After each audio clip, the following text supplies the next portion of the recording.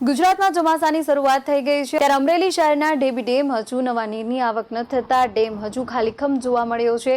માહિતી મુજબ ગુજરાતમાં ચોમાસાની શરૂઆત થઈ ગઈ છે। અમરેલી જિલ્લાના અમુક ડેમોમાં નવા નીર આવ્યા છે।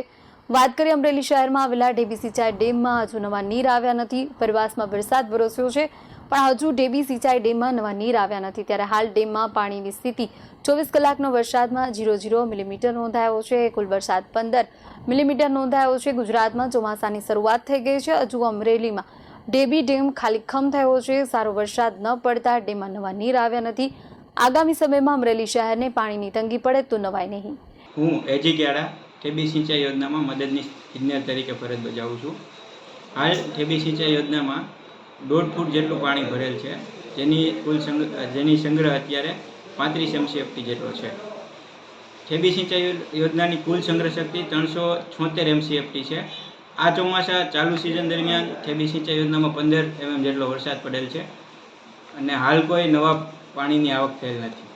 ઢેબી સિંચાઈ યોજનામાં અત્યારે સંગ્રહ થયેલ પાણી છે એ અમરેલી શહેરને પીવાના પાણી તરીકે ઉપયોગમાં લેવામાં આવી રહ્યું છે। BS9 TV ન્યૂઝ સાથે જૈનિક સોજિત્રા, અમરેલી।